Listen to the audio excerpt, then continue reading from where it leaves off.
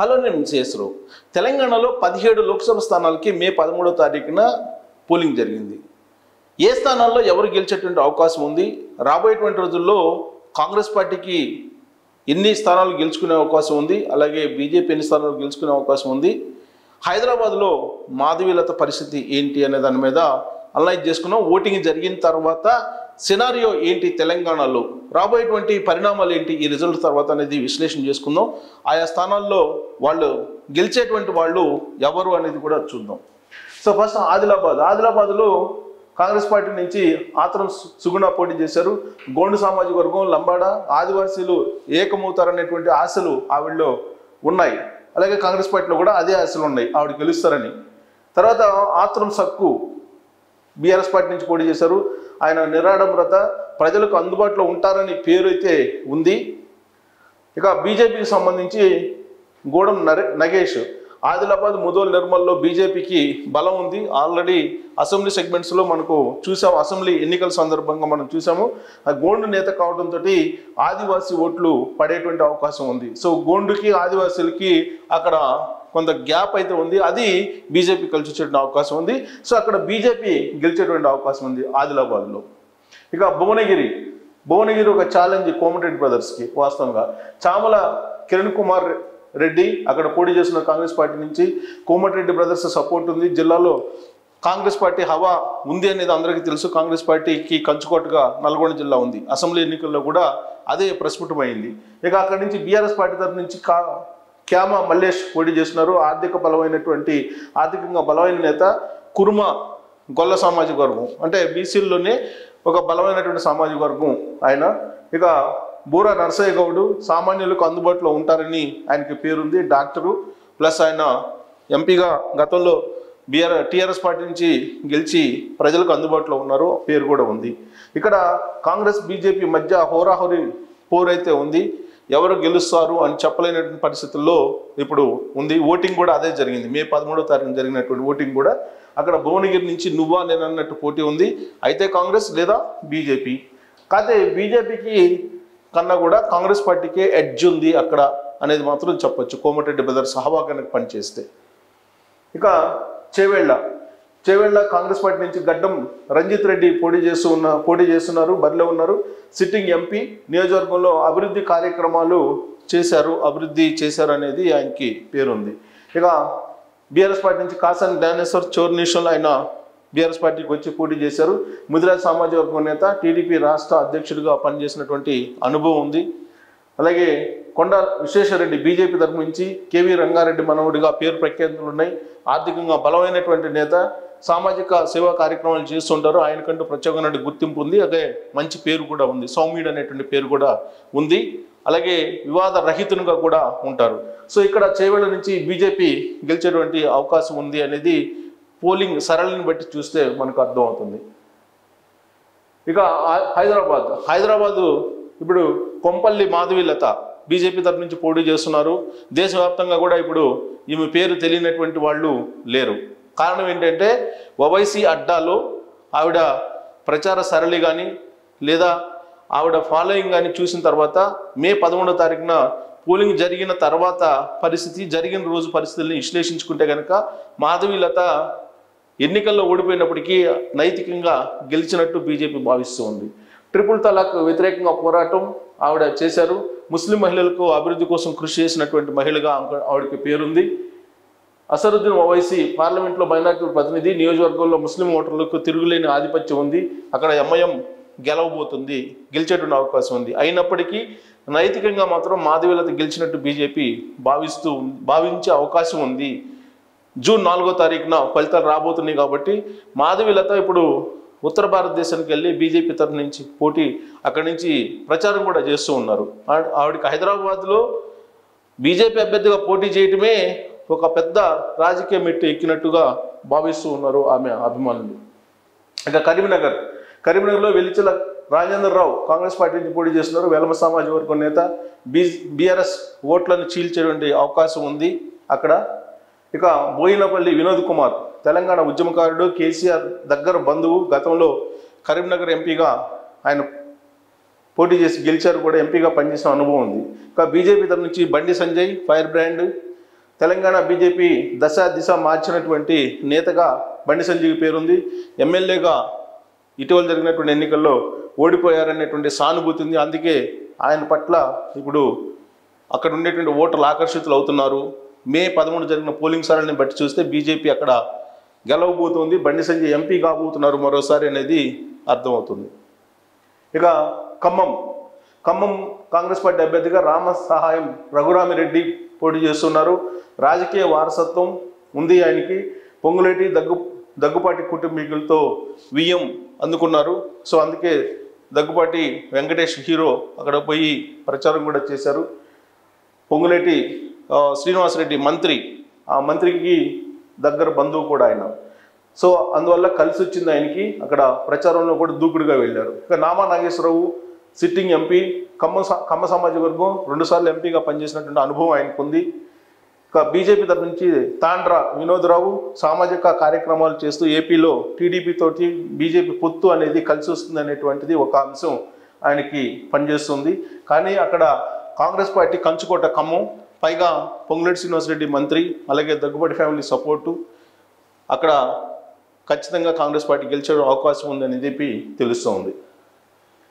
ఇక మహబూబ్ నగర్ కాంగ్రెస్ పార్టీ నుంచి చల్లా వంశీచందర్ రెడ్డి పోటీలో ఉన్నారు. ఇప్పుడు గతంలో ఓడిపోయినా కానీ నియోజకవర్గ ప్రజల కోసం పోరాటం చేసినటువంటి నేతగా పేరుంది.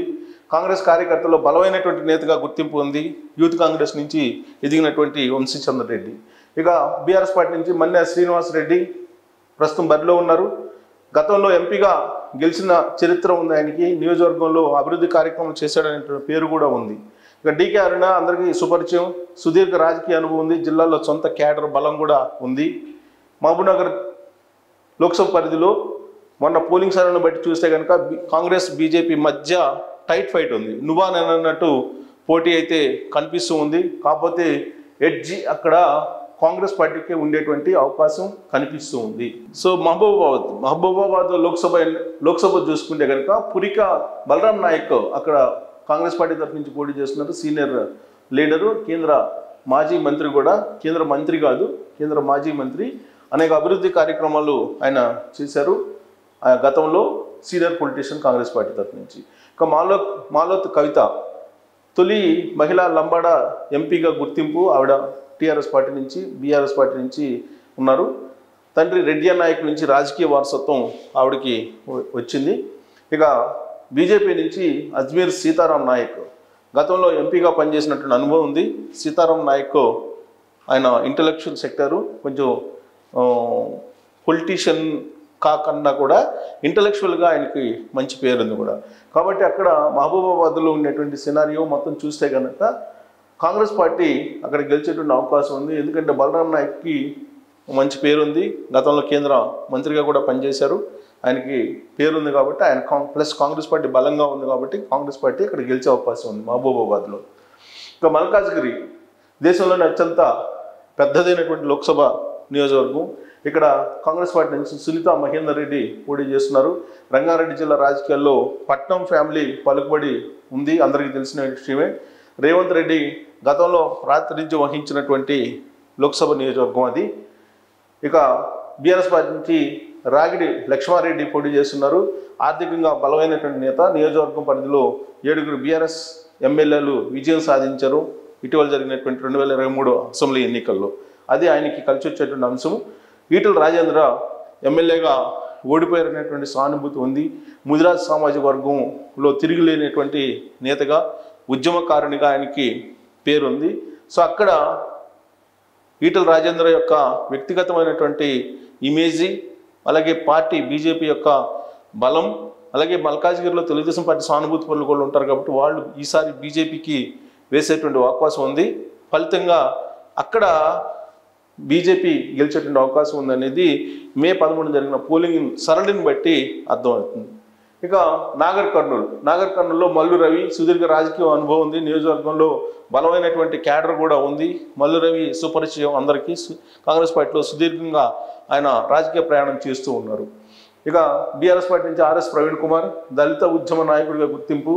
తర్వాత సొంత ఫాలోయింగ్తో పాటు బీఆర్ఎస్ క్యాడరు, అలాగే ఆయనకి ఆల్రెడీ బీఎస్పీలో కూడా ఉన్నారు. ఆయన బీఎస్పీలో కూడా పనిచేశారు గతంలో. ఈ మధ్యకాలంలో నేను బీఆర్ఎస్ పార్టీలో చేరారు.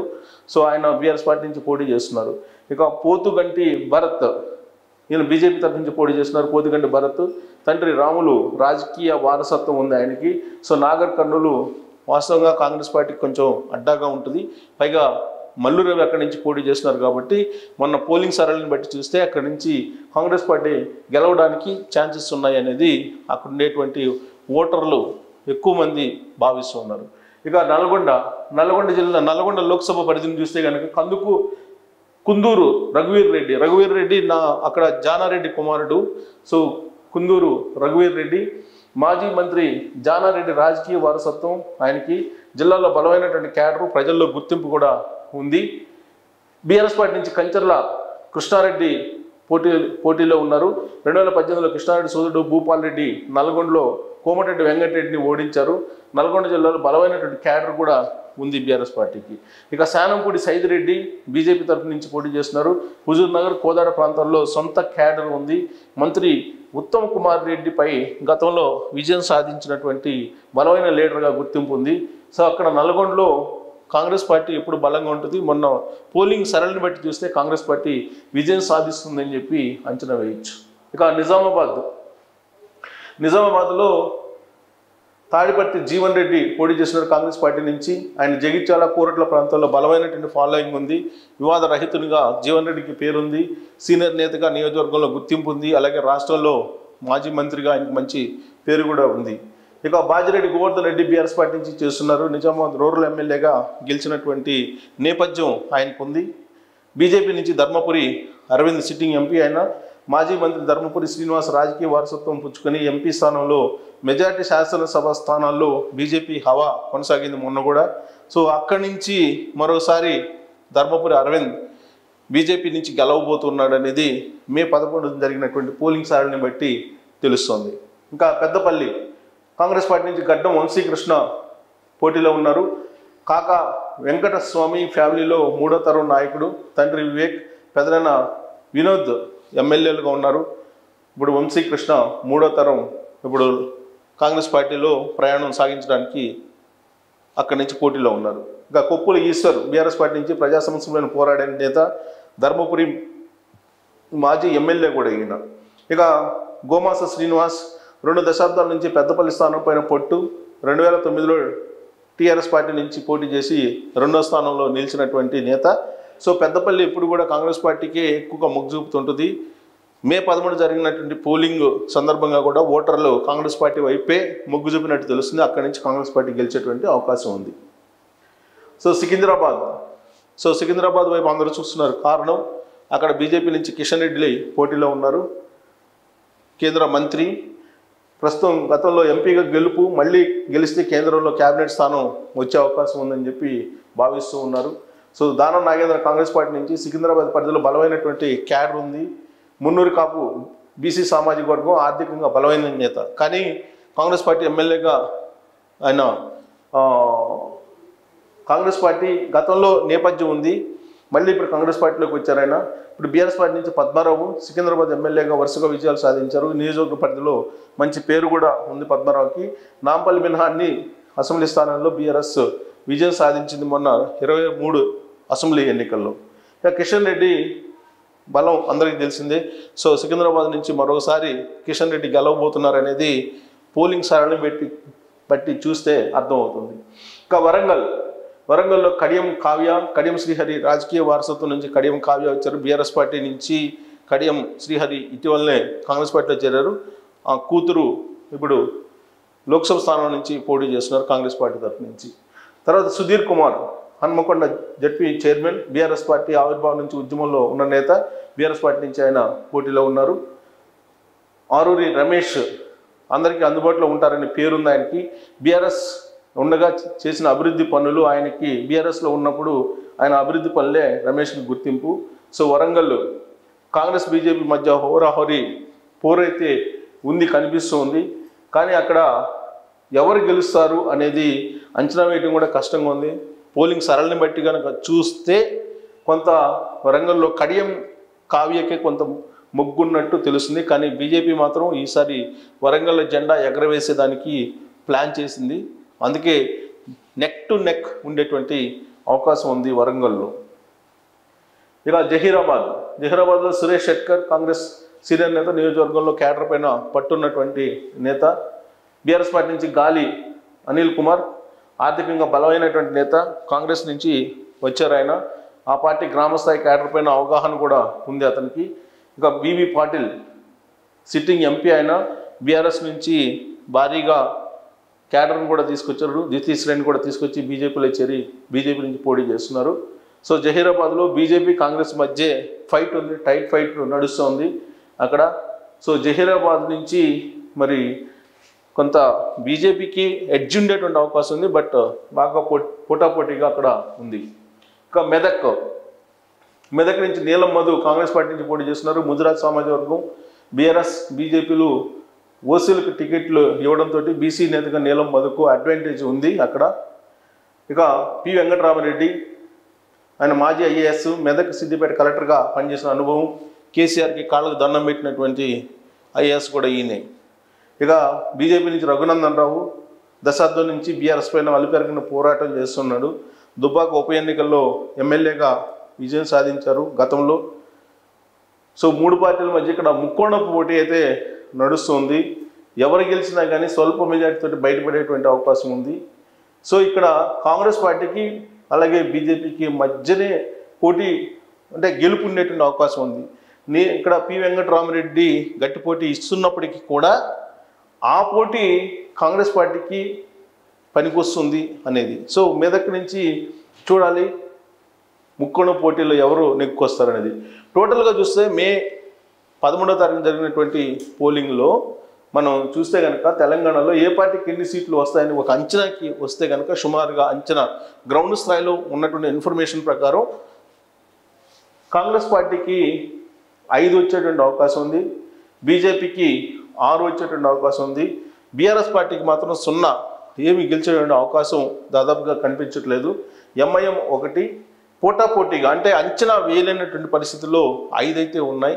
ఈ 5లో బహుశా ఒక 2 బీజేపీకి యాడ్ అయ్యేటువంటి అవకాశం ఉంది, అంటే 8, ఒక 3 కాంగ్రెస్ పార్టీకి యాడ్ అయ్యేటువంటి అవకాశం ఉందనేది నా వ్యక్తిగతమైనటువంటి అంచనా, గ్రౌండ్ రిపోర్ట్ నుంచి నా కొలీగ్స్ ఇచ్చినటువంటి ఇన్ఫర్మేషన్. కాబట్టి 8 కాంగ్రెస్కి అలాగే 8 బీజేపీకి వచ్చేటువంటి అవకాశం ఉంది.